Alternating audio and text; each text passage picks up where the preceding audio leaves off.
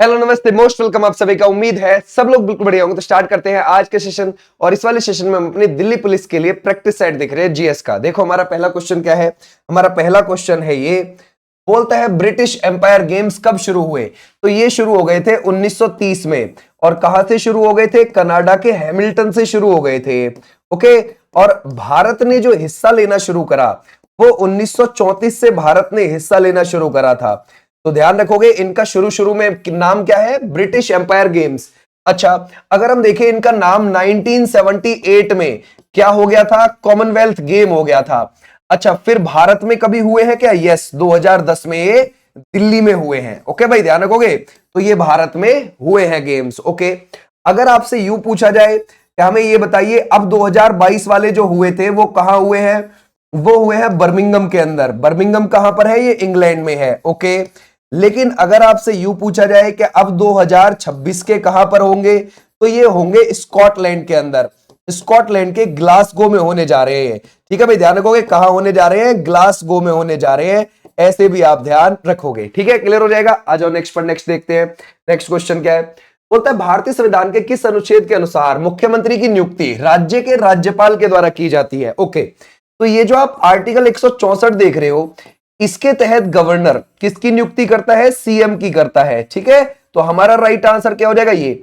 और जो आप 165 देख रहे हो, इसके तहत गवर्नर किसकी नियुक्ति करता है? राज्य के महाधिवक्ता की। ओके, क्लियर हो जाएगा। राज्य के महाधिवक्ता की करता है। ये भी चीज आप ध्यान रखोगे। ठीक है, क्लियर हो जाएगा। तो हमारा राइट आंसर कौन सा हो जाएगा? 164। ठीक है। अच्छा, सीएम बनने के लिए कम से कम उम्र कितनी होनी चाहिए? इतनी। पीएम बनने के लिए कम से कम कितनी होनी चाहिए? इतनी। गवर्नर बनने के लिए कम से कम कितनी होनी चाहिए? इतनी। और प्रेसिडेंट बनने के लिए कम से कम कितनी होनी चाहिए? इतनी। और वाइस प्रेसिडेंट बनने के लिए कम से कम इतनी। ऐसे आप ध्यान रखोगे। ठीक है भाई, क्लियर हो जाएगा। आ जाओ नेक्स्ट पर। बोलता है दिल्ली सल्तनत में कितने राजवंश थे? अब देखो, दिल्ली पुलिस की प्रिपरेशन है तो उसमें दिल्ली सल्तनत का बहुत अहम योगदान रहेगा, क्योंकि अलग अलग शिफ्ट में होता है एग्जाम। किसी किसी शिफ्ट में आपको क्वेश्चन दिल्ली सल्तनत से देखने को मिलते रहेंगे। तो दिल्ली सल्तनत में 5 वंश थे। आप बोलोगे कौन कौन से? सबसे पहले था गुलाम वंश। और ये गुलाम वंश 1206 से 1290 तक चला है। उसके बाद कौन सा आया? फिर आया है खिलजी वंश। और खिलजी वंश का समय है 1290 से 1320। उसके बाद आया है तुगलक वंश। और तुगलक वंश का समय है 1320 से 1414। उसके बाद कौन सा आया है? सैयद वंश। और ये जो सैयद वंश है ये 1414 से लेकर 1451 तक है। उसके बाद कौन है? लोधी है। और लोधी वंश है 1451 से 1526। इसमें जो ज्यादा गद्दी पे बैठे हैं वो तुगलक बैठे हैं, ज्यादा शासन काल है इनका। और जो कम शासन काल है वो खिलजियों का है। ओके, क्लियर हो जाएगा। कम शासन काल। अगर आप देखोगे ये जो शुरू के 4 हैं ये तुर्क मुसलमान हैं। ये कौन हो जाते हैं? ये तुर्क मुसलमान हो जाते हैं। और जो आप लास्ट वाले देख रहे हो ना, ये कौन है? ये अफगानी मुसलमान है। ये कौन हो जाएंगे? ये अफगानी मुसलमान है जो लास्ट वाले हैं इसमें, लोधी वंश वाले। ठीक है, तो हमारा राइट आंसर कौन सा हो जाएगा? ये वाले बच्चे बिल्कुल ही। पहला वंश गुलाम और आखिरी लोधी। ठीक है, क्लियर हो जाएगा। उसके बाद मुगल आई गए थे भाई। तो ऐसे आप ध्यान रखोगे। बोलता है स्वामी दयानंद सरस्वती के बारे में निम्नलिखित में से कौन सा कथन आपको गलत लगता है? ओके। उन्होंने सत्यार्थ प्रकाश पुस्तक की रचना करी, बिल्कुल की। वे आर्य समाज के संस्थापक थे, बिल्कुल थे। 1875 में बॉम्बे में इसकी स्थापना करी। और दोबारा से 1877 में लाहौर में इसकी स्थापना करी। ओके, बिल्कुल सही है। उनका जन्म स्थान गुजरात था, यह भी बिल्कुल सही है। वे ब्रह्म समाज के संस्थापक थे, नहीं, ये बात बिल्कुल गलत है। ब्रह्म समाज 1828 में राजा राम मोहन रॉय ने इसकी स्थापना करी। ये जो आपको लगते हैं, ठीक है, दयानंद सरस्वती जी, इन्होंने वेदों की ओर लोटो नारा दिया था। ठीक है भाई, वेदों की ओर, है ना, वेदों की ओर लोटो, ऐसे आप ध्यान रखोगे। क्लियर हो जाएगा। और लोटो, ये इन्होंने नारा दिया था। क्लियर हो जाएगा, समझ गए। आ जाओ भी नेक्स्ट पर। भारतीय संविधान के अनुच्छेद 112 के अनुसार भारत सरकार के अनुमानित प्राप्तियों और व्यय का विवरण हर वित्तीय वर्ष में कौन प्रस्तुत करवाएगा? तो ये क्या है? वार्षिक वित्तीय विवरण, बजट को ही तो बोलते हैं। ठीक है भाई, ध्यान रखोगे। क्या बोलते हैं? बजट को ही तो हम बोलते हैं। बजट 112 के तहत कौन प्रस्तुत करवाता है संसद में? तो वो कौन कराएगा? प्रेसिडेंट। क्लियर हो जाएगा, यही तो करवाता है। कौन करता है? ठीक है, वो करता है हमारा वित्त मंत्री। ओके भाई, क्लियर हो जाएगा। और कब आता है ये बजट? 1 फरवरी को आता है। तो इस बार निर्मला सीतारमण जी ने जब किया तो वो कब किया? 1 फरवरी को ही तो किया था, 2025-26 का। ओके भाई, बजट ऐसे भी आप ध्यान रखोगे। तो हमारा जो बजट है वो राष्ट्रपति की पूर्व अनुमति से लोकसभा में पेश कर देता है। कौन? ध्यान रखोगे, वित्त मंत्री। ऐसे आप ध्यान रखोगे। आ जाओ नेक्स्ट पर। भारतीय संविधान में राष्ट्रपति का महाभियोग का प्रावधान किस संविधान से लिया गया है? ओके, क्या लगता है? संयुक्त राज्य अमेरिका है, या फिर आप लगाओ कनाडा है, ब्रिटेन है, फ्रांस है? अच्छा, महाभियोग राष्ट्रपति को हटाने की प्रक्रिया है ये महाभियोग। ओके, और ये आती है किस आर्टिकल में? 61 में। और ये आप लोकसभा से भी शुरू कर सकते हो, राज्यसभा से भी शुरू कर सकते हो प्रक्रिया। बशर्ते देखो, जैसे मान के चलो आपको लोकसभा से शुरू करनी है, तो यहां के 1/4 सदस्यों से प्रस्ताव पारित हो गया, ठीक है भाई। फिर ये 14 दिन पहले लोकसभा में महाभियोग चलाने से 14 दिन पहले 1/4 सदस्यों से प्रस्ताव पारित करा के 14 दिन पहले राष्ट्रपति के पास भेज दिया कि भैया 14 दिन बाद अब आपके खिलाफ लोकसभा के अंदर हटाने की प्रक्रिया शुरू हो जाएगी, या तो आप चले जाओ या अपने किसी लोग को, आदमी को भेज दो उधर, है ना, जो आपकी दलील रख सके, वहां अपनी बातें रख सके। अब प्रेसिडेंट आए या किसी को भेजे वो अलग बात है। अब लोकसभा वालों के नहीं आई समझ में प्रेसिडेंट की दलील, तो इन्होंने 2/3 बहुमत से अपने यहां पर पारित कर दिया प्रस्ताव। अब फिर सेम राज्यसभा में गए, राज्यसभा में भी नहीं आई समझ में राष्ट्रपति की दलील, इन्होंने भी 2/3 बहुमत से अपने यहां पर पारित कर दिया। अब प्रेसिडेंट को गद्दी से हटना पड़ेगा। ओके, तो ये हमने कहां से लिया है इस पर महाभियोग का प्रावधान? वो लिया है यूएसए से। कोलंबिया की राजधानी निम्नलिखित में से कौन है? जरा बताओ। देखो, ये है हमारा साउथ अमेरिका महाद्वीप। ओके, यहां पर पड़ता है कोलंबिया। ओके, और इसकी हो जाएगी Bogota is the right answer. कौन सी हो जाएगी? Bogota is the right answer. ये दक्षिण अमेरिका महाद्वीप है। दक्षिण अमेरिका महाद्वीप दुनिया का चौथा बड़ा महाद्वीप है क्षेत्रफल के हिसाब से। किस हिसाब से? एरिया के हिसाब से। ऐसे आप ध्यान रखोगे। बोलता है मुगल काल के दौरान किसे आधुनिक मुद्रा का जनक माना जाता है? मुगल काल के दौरान तो वो है शेरशाह सूरी। आप बोलोगे सर ये तो मुगलों में था भी नहीं। देखो वो क्या कह रहा है, मुगल काल के दौरान की बात कर रहा है। मुगल काल, समझ गए? मुगलों के बीच में ही ये गद्दी पे बैठ गया था ना। देखो क्या था, आपको अच्छे से पता है, मुगल 1526 से 1530 बाबर गद्दी पे बैठा, फिर 1530 से 1540 हुमायूं गद्दी पे बैठा, और हुमायूं को 1540 में भगा दिया यहां से शेरशाह सूरी ने। उसके बाद 1540 से 1545 तक शेरशाह सूरी गद्दी पे बैठा। ठीक है भाई, ध्यान रखोगे। हालांकि शेरशाह सूरी का वंश 1555 तक चलता रहा था, जब तक हुमायूं कमबैक ना कर गया था। हुमायूं ने 1555 में कमबैक किया और वापस से 1 साल के लिए गद्दी पर बैठा, क्योंकि उसकी मृत्यु हो गई थी 1556 में। फिर अकबर गद्दी पर बैठ गया था 1556 से लेकर 1605। तो आगे को ऐसे मुगल चलते रहे और 1858 तक मुगलों का काल चला। लेकिन बीच में कौन बैठ गया था? शेरशाह सूरी। तो अब यही चीज उस क्वेश्चन में बोली है कि मुगल काल के दौरान किसे आधुनिक मुद्रा का जनक माना जाता है? इन्हीं को। हमारे यहां पर आज भी रुपया चलता है, वो किसने चलाया था? वो इसी ने चलाया था। ओके, हमेशा ध्यान रखना कि तांबे के दाम, ठीक है भाई, तांबे के दाम और रुपये, ध्यान रखोगे, जो चांदी का रुपया है, चांदी का रुपया, इनमें आपको कितना, है ना भाई, ध्यान रखोगे, आपको कितना देखने को मिलता है अनुपात? वो मिलता है, ध्यान रखोगे, 1 ये और 64 ये। तो ऐसे आपने ध्यान रखना है, 1 रुपया 64 तांबे के दाम के बराबर है। समझ गए? ऐसे भी आप ध्यान रख सकते।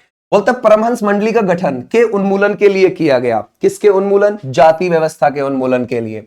अच्छा, 1849 में बॉम्बे के अंदर इसकी स्थापना की गई है, और ये किसने करी है? दादोबा पांडुरंगा ने। दादोबा पांडुरंगा ने करी है। क्लियर हो जाएगा? समझ गए? ऐसे आप ध्यान रखोगे। किसके लिए? जाति व्यवस्था को दबाने के लिए। ओके, क्लियर हो जाएगा। अगर मैं आपसे पूछूं विधवा, विधवा पुनर्विवाह, पुनर्विवाह, है ना भाई, संघ की स्थापना ये किसने करी है? 1861 में। तो ये जो करी है, ये करी है महागोविंद रनाडे ने। ठीक है भाई, ध्यान रखोगे, किसने? महागोविंद रनाडे ने। और ये भी कहां पर करी थी? बॉम्बे में करी थी। ऐसे भी आप ध्यान रख सकते हो। ठीक है, आ जाओ नेक्स्ट पर। बोलता है किसी राज्य के मुख्यमंत्री की नियुक्ति कौन करता है ना भाई? राज्यपाल करता है। और किस आर्टिकल के तहत करता है? आर्टिकल हो जाएगा यहां पर 164। ओके, आ जाओ नेक्स्ट पर। बोलता है विश्व व्यापार संगठन WTO व्यापार को बढ़ावा देता है, क्या द्विपक्षीय यानी कि दो देशों के बीच, या फिर बहुपक्षीय बहुत सारे देशों के बीच, या फिर एक और दो दोनों, या फिर इनमें से कोई भी नहीं। अब WTO किसके लिए बना है सोचो।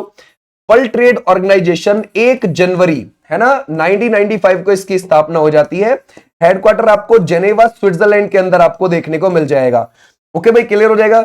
अगर आप देखोगे नगोजी है ना इवोलो, ये कौन है, ये इसकी प्रेसिडेंट है, कहां से आती हैं, नाइजीरिया से बिलोंग करती हैं।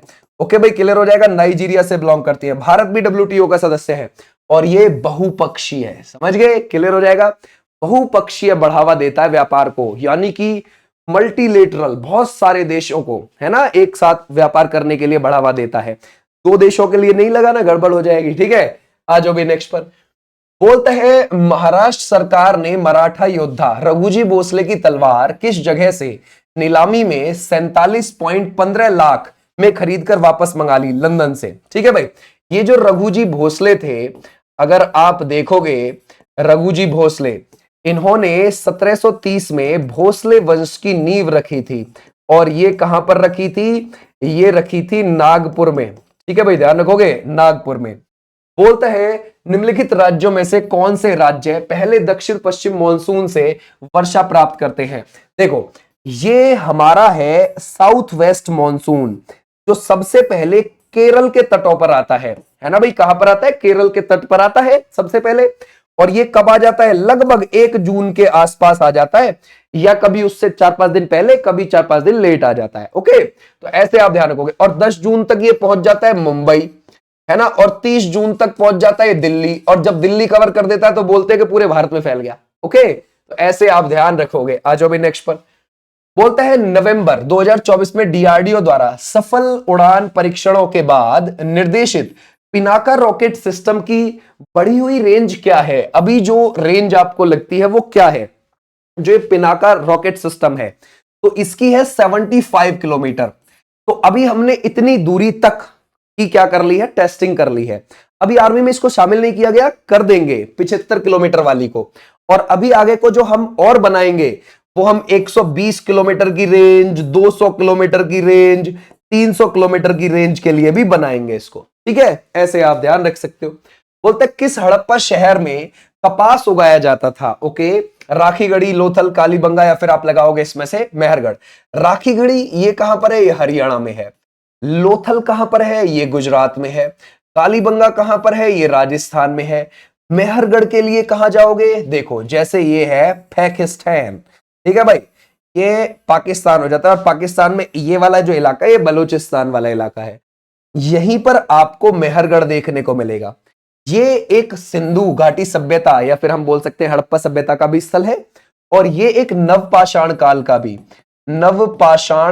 का भी ये आपको स्थल देखने को मिलेगा। ठीक है, अच्छा यहां पर क्या हुआ, यहां पर एक तो चावल के प्रमाण मिले हैं, है ना भाई, कपास के प्रमाण भी मिले हैं, यहां पर पशुपालन के प्रमाण भी मिले हैं, ये भी आप ध्यान रखोगे। ठीक है, क्लियर हो जाएगा, इसके भी प्रमाण मिले हैं यहां पे, ऐसे भी आप ध्यान रख सकते हो। आज नेक्स्ट पर।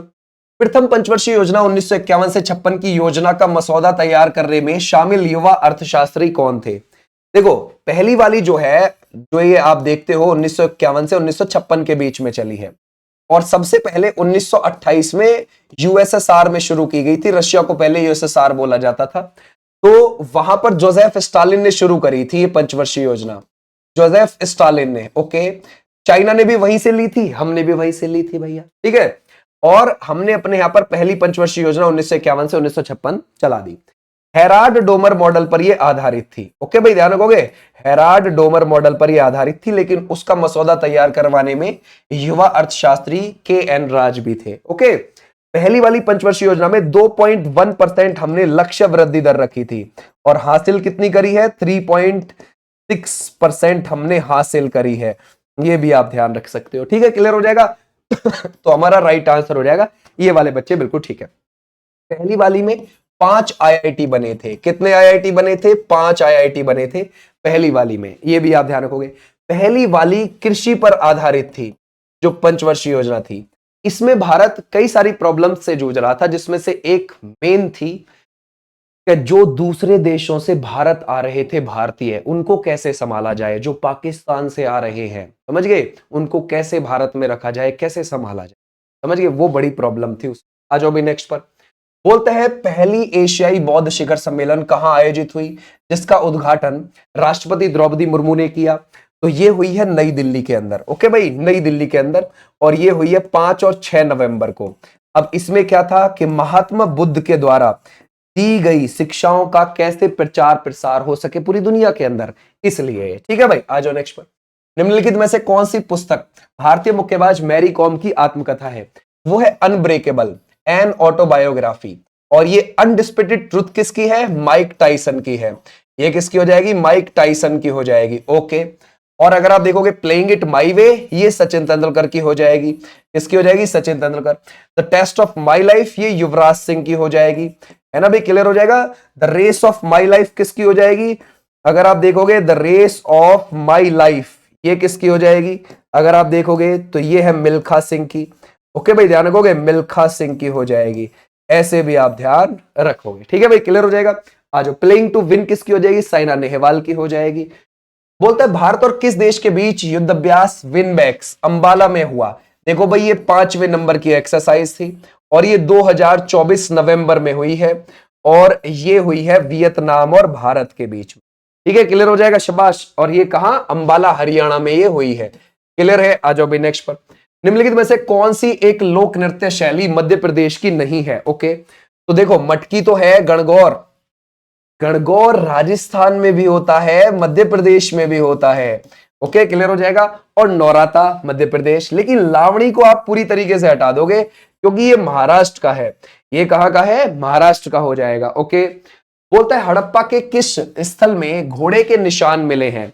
तो ये किस में मिले हैं? क्या रोपड़ है, लोथल है, सुरकोटदा है, कालीबंगन है? तो सुरकोटदा ये आपको कहां पर देखने को मिलेगा? गुजरात के अंदर देखने को मिलेगा। यहां पर मिले हैं प्रमाण। ठीक है भाई। और गुजरात के अंदर जो धौलावीरा आप देखते हो, धौलावीरा से क्या मिला है? जल संरक्षण प्रणाली। ओके भाई, ये लोग जल संरक्षण प्रणाली के बारे में जानते थे। क्लियर। एकमात्र है ना भाई, खेल स्टेडियम भी मिला है, ये भी आप ध्यान रख सकते हो यहां से। क्लियर हो जाएगा, शाबाश। आ जाओ भी नेक्स्ट पर। बोलता है निम्नलिखित में से कौन सा विकल्प मौर्य साम्राज्य के शासकों के सही कालानुक्रमिक क्रम को दर्शाता है? मौर्य काल की नींव 0 से 322 वर्ष पहले यानी कि 322 बीसी में किसने रखी है? वो 322 बीसी में वो रखी है चंद्रगुप्त मौर्य ने। उसके बाद बिंदुसार, उसके बाद अशोक, आखिरी कौन है? बृहद्रथ। ठीक है भाई, ये क्रम बिल्कुल ठीक हमें लग रहा है। ओके, तो ऐसे भी आप ध्यान रख सकते हो। आ जाओ नेक्स्ट पर। बोलता है भारत का क्षेत्रफल विश्व के कुल क्षेत्रफल का कितना है? आपको पता है भाई, भारत का एरिया है 32,87,263 किलोमीटर स्क्वायर एरिया और 2.4%। तो हमारा राइट आंसर क्या हो जाएगा? ये डी वाले बच्चे, बिल्कुल ठीक है। अच्छा, भारत नॉर्थ से लेकर साउथ तक इसकी जो लेंथ है वो कितनी हो जाएगी? वो है 32-14। और अगर आप देखोगे पूरब से लेकर पश्चिम तक वो कौन सी है? 29-33। ये आपको देखने को मिल जाएगी इसकी पूरब से पश्चिम तक लंबाई और उत्तर से दक्षिण तक। अच्छा, इन दोनों में अंतर कितना है? दोनों लंबाइयों में वो है 281 किलोमीटर लंबा। ये भी आप ध्यान रखोगे। ठीक है, क्लियर हो जाएगा, समझ गए, ऐसे आप ध्यान रखोगे। बोलते हैं किसके अनुसार सुल्तान पृथ्वी पर ईश्वर का साया है? ओके, तो ये बलबन कहता था खुद को, समझ गए भाई, क्लियर हो जाएगा, खुद को कहता था। बलबन अगर आप देखोगे गुलाम वंश में ही था। गुलाम वंश 1206 से 1290 तक चला है, उसी में ये था, ध्यान रखोगे, जो 1265 से 1286 के बीच में गद्दी पर बैठा था। तो बलबन। ठीक है भाई, क्लियर हो जाएगा, Balban is the right answer. Clear हो जाएगा, शाबाश। आ जाओ नेक्स्ट पर। बोलते हैं अरुणाचल प्रदेश की खामटी जनजाति के द्वारा कौन सा त्योहार मनाया जाता है? तो वो मनाया जाता है संगकेन, और ये मनाया जाता है अप्रैल के समय पर। इसमें क्या होता है कि भगवान बुद्ध की मूर्तियों को नहलाया जाता है साफ स्वच्छ पानी से और फिर उनको रखा जाता है। ये हर साल मनाया जाता है। तो हमारा राइट आंसर हो जाएगा संगकेन। ठीक है भाई, आ जाओ नेक्स्ट पर। भारत का कौन सा मॉनसून 75% से अधिक वर्षा में योगदान देता है? जो ज्यादातर हमारे देश में बारिश होती है वो किस मॉनसून से होती है? भाई साउथ वेस्ट वाले से होती है, दक्षिण पश्चिम वाले से, जिसके बारे में अभी हमने देखा था। यहां से आता है ये, है ना भाई, याद रखोगे ये वाला एरिया सबसे पहले केरल को टच करता है 1 जून के आसपास। ओके भाई, तो हमारा राइट आंसर हो जाएगा ये साउथ वेस्ट मॉनसून। भारत की कृषि को मॉनसून का जुआ भी कहते हैं। अगर मॉनसून अच्छा ना हो ना, कृषि अच्छी नहीं होती। और इस बार तो इतना ज्यादा अच्छा हो गया कि वैसे ही कृषि को खराब कर दिया। समझ गए? इस बार तो पंजाब वाले रीजन में बहुत ज्यादा बारिश हुई है। ओके, तो ऐसे भी आप ध्यान रखोगे, वहां पर नदियां उफान पर आ गई। पूरा हिमाचल प्रदेश का पानी जो था व्यास नदी का, वो ज्यादा से ज्यादा पहाड़ों पे से उतर उतर के किस ओर गया? मैदानी इलाके में, पंजाब के मैदानी इलाके में। समझ गए? तो व्यास नदी जो है वो हिमाचल प्रदेश और पंजाब में बहती है, तो अपने साथ बहुत पानी लेकर चलती है हिमाचल प्रदेश के पहाड़ी इलाके से, और पंजाब के मैदानी इलाके में जाके वो फैल गया पानी। समझ गए? कंट्रोल नहीं हुआ। आ जाओ नेक्स्ट। बोलते हैं राष्ट्रीय हरित हाइड्रोजन मिशन के तहत प्रधानमंत्री मोदी ने भारत के पहले हरित हाइड्रोजन केंद्र का शुभारंभ कहां किया है? तो ये किया है विशाखापट्टनम के पास अंकापल्ली में। ठीक है भाई, ध्यान रखोगे। लेकिन देखो मोदी जी ने ये 8 जनवरी को किया था। ठीक है, 8 और 9 जनवरी को मोदी जी उड़ीसा और आंध्र प्रदेश की यात्रा पर थे, तो वो अंकापल्ली नहीं गए जो आंध्र प्रदेश के पास ही पड़ता है। उन्होंने विशाखापट्टनम से ही कर दिया था ये ऑनलाइन माध्यम से उद्घाटन। ओके भाई, तो हमारा राइट आंसर हो जाएगा ये। तो 1,85,000 करोड़ की ये परियोजना है, और कितनी भूमि पर इसका पूरा निर्माण होगा? 1200 एकड़। समझ गए? इतनी भूमि पर होगा। कहां? अंकापल्ली, आंध्र प्रदेश में। इज इंपॉर्टेंट, ध्यान रखना। बोलता है पत्रिका ग्लोबल फाइनेंस ने आरबीआई के गवर्नर शक्तिकांत दास, देखो अब तो नहीं है लेकिन 25वें गवर्नर थे, 2018 से लेकर 2024 के बीच में ये गवर्नर थे। अब कौन है? अब तो संजय मल्होत्रा है 26वें नंबर के। ठीक है भाई, क्लियर हो जाएगा। अब कौन है? अब तो संजय मल्होत्रा हो जाएंगे। तो ये बात कर रहा है कि गवर्नर शक्तिकांत दास को लगातार दूसरे वर्ष केंद्रीय बैंक रिपोर्ट कार्ड 2024 का कौन सा अवार्ड मिला है? A+ grade. 2023 में भी मिला, 24 में भी मिला। ओके भाई, आ जाओ नेक्स्ट पर। बोलते तारामती शिखर ये स्थित है, कहां पर स्थित है? तो सर ये आपको देखने को मिल जाएगा। क्या महाराष्ट्र में लगा सकते हैं? बिल्कुल सही, ये महाराष्ट्र का ही है। ओके भाई, और कलसूबाई भी आपको महाराष्ट्र में ही देखने को मिल जाएगी। कलसूबाई भी आपको वहीं देखने को मिल जाएगी। हरिश्चंद्र भी आपको वहीं पर देखने को मिल जाएगी, है ना? अगर आप देखोगे हरिश्चंद्र। ओके, अजंता की पहाड़ियां भी आपको वहीं देखने को मिल जाएंगी। ओके, अजंता की गुफाएं भी वहीं है महाराष्ट्र में। एशिया प्रशांत आर्थिक सहयोग एपैक की स्थापना किस वर्ष हुई है? ओके, हम किसकी बात कर रहे हैं? हम एपैक की बात कर रहे हैं। ये जो एपैक है ये 1989 में बना है। इसमें 21 देश आते हैं और हेडक्वार्टर है इसका सिंगापुर के अंदर। कहां पर मिलेगा आपको? सिंगापुर के अंदर इसका हेडक्वार्टर। ये D is the right answer. बोलता अच्छा, ये एक बार आप देख लेना, इंपॉर्टेंट है। अर्धसैनिक बलों के प्रमुख की बात बोली गई है। जैसे हम कहने लगे आईटीबीपी के जो है वो राहुल रसगोत्रा है हेड, और एसएसपी के कौन है? अमृत मोहन प्रसाद हो जाते हैं। पीएसएफ के कौन है? दलजीत सिंह चौधरी हो जाते हैं। या फिर सीआईएसएफ के पूछे आरएस भट्टी, रजविंदर सिंह भट्टी। या फिर एनएसजी के कौन लगाओगे? बी श्रीनिवासन। या फिर आप लगाओगे एनसीसी के गुरबीर पाल सिंह। और इसमें है आईसीजी, है ना भाई? ये ध्यान रखोगे, इंडियन कोस्ट गार्ड की बात कर रहे हैं, है ना? कौन है इसमें से? ये है एएस परमेश। और असम राइफल्स के कौन हो जाते हैं? विकास लखेरा। ओके, क्लियर है? आ जाओ नेक्स्ट पर। बोलता है चोरी चोरा ये किस जिले में आपको स्थित लगता है? ओके, देखते हैं भाई। तो देखो, अगर आपको याद हो फरवरी 1922 की बात है। असहयोग आंदोलन 1920 से शुरू हो गया था और 1922 में वो खत्म हुआ था। क्यों हुआ था? कि फरवरी 1922 में गोरखपुर के पास जो ये चोरी चोरा जगह है, यहां पर भड़की हुई जनता ने थाने में आग लगा दी। 21 हवलदार और, है ना, 21 हवलदार और एक थानेदार की जलकर डेथ हो गई थी। फिर गांधी जी को लगा कि पूरा देश हिंसा की चपेट में आ जाएगा, तो उन्होंने तभी इस प्रकरण के बाद ही फरवरी 1922 में इस असहयोग आंदोलन को वापस ले लिया। गांधी जी को विरोध झेलना पड़ा बहुत सारे कांग्रेस के नेताओं का भी, लेकिन उन्होंने ये काम कर दिया। ओके, बोलता है दीपोत्सव के दौरान वर्ष 2024 में अयोध्या में कितने दीप जलाकर गिनीज वर्ल्ड रिकॉर्ड बनाया गया? और ये बनाया गया है 25.12 लाख। ठीक है भाई, अयोध्या कौन सी नदी के किनारे है? ये आपको सरयू नदी के किनारे देखने को मिलेगी। बोलता है लोक नृत्य लंबार्डी, जिसको लंबाडी भी बोलते हैं, वैसे लंबार्डी है। ओके, लंबार्डी किस भारतीय राज्य से संबंधित है? आंध्र प्रदेश से है। कोलट्टम भी आपको वहीं का देखने को मिल जाएगा। कोलट्टम ये भी आपको आंध्र प्रदेश का ही देखने को। कुचिपुड़ी यहाँ का शास्त्रीय नृत्य है ही। ओके भाई, आ जाओ नेक्स्ट पर। हेडर शब्द निम्नलिखित में से किस खेल से आपको संबंधित लगता है? जो ये हेडर शब्द है ये है फुटबॉल से। डॉल्फिन किक भी इसी में आता है। क्लियर हो जाएगा, डॉल्फिन किक। देखो फुटबॉल का गेम आप शुरू कर सकते हो, अगर आपके पास 7-7 खिलाड़ी हैं दोनों टीम में तो शुरू हो जाएगा गेम, है ना। और मैक्सिमम कितने होते हैं, 11-11 खिलाड़ी होते हैं दोनों टीमों में, ये ध्यान रखना, ठीक है भाई, क्लियर हो जाएगा। अच्छा, फुटबॉल की अगर हम बात करें तो फीफा इसकी सर्वोच्च संस्था है और फीफा की स्थापना 1904 में हुई है और ज्यूरिख स्विट्जरलैंड के अंदर इसका आपको हेडक्वार्टर देखने को मिल जाएगा। ओके, क्लियर हो जाएगा। और जियानी इन्फेंटिनो इसके हेड हैं। अगर आप देखोगे जियानी इन्फेंटिनो इसके क्या हो जाएंगे, हेड हो जाएंगे, ऐसे भी आप ध्यान रखोगे, क्लियर है। फीफा की रैंकिंग जुलाई के हिसाब से फर्स्ट पे अर्जेंटीना है और 133 पे भारत है। ओके भाई, ध्यान रखोगे 133 पे कौन सा देश है, भारत आपको देखने को मिल जाएगा, भारत की रैंक ये है, क्लियर है। आ जाओ भाई नेक्स्ट पर। बोलता है खेलो इंडिया पैरा गेम्स के बारे में पूछा है। पैरा खेल का दूसरा संस्करण कहां आयोजित किया जाएगा, हो गया अब तो ये कहां हुआ है, दिल्ली में। देखो पहला वाला 2023 में हुआ था 10 से 17 दिसंबर के बीच में और 105 पदक लाके हरियाणा टॉप पर रहा था और ये 3 जगह पर हुआ था दिल्ली में। अब 2025 में ये 20 से 27 मार्च के बीच में हुआ है और इसमें भी ये दिल्ली में ही हुआ है और ये 3 जगह पर हुआ है और हरियाणा 104 पदक लाके फर्स्ट पे रहा है, ठीक है। ऐसे भी आप ध्यान रखोगे, यहां तक क्लियर हो जाएगा। आ जाओ नेक्स्ट पर। 2011 की जनगणना के अनुसार की आबादी के साथ हिंदू इतना परसेंट है। हिंदू जो है हमारे देश में वो कितना आपको देखने को मिल जाएंगे, 79.8%।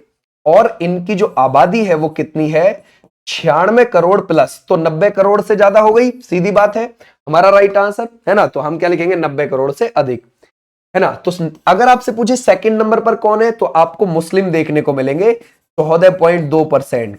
कौन देखने को मिलेंगे, मुस्लिम देखने को मिलेंगे। अगर आपसे पूछा जाए कि जी फिर 2.3% कौन है, ईसाई आपको देखने को मिल जाएंगे, ईसाई। अगर आपसे पूछा जाए 1.7% कौन है, फिर आप बोलोगे सिख है। फिर आपसे पूछे 0.7 कौन है, बौद्ध हो जाएंगे। फिर पूछे 0.4% कौन है, जैन हो जाएंगे। ओके, ऐसे आप ध्यान रखेंगे। आ जाओ नेक्स्ट पर। बोलता है भारत और किस देश के बीच संयुक्त सैन्य अभ्यास ऑस्ट्रा हिंद का आयोजन महाराष्ट्र में हुआ। ये तीसरे नंबर की एक्सरसाइज थी और ये नवंबर में हुई है 2024 में। ओके भाई, और ये भारत और ऑस्ट्रेलिया के बीच है, क्लियर हो जाएगा, शाबाश। आ जाओ नेक्स्ट पर। बोलता है इंडो गंगा का मैदान किसके बीच आपको स्थित लगता है।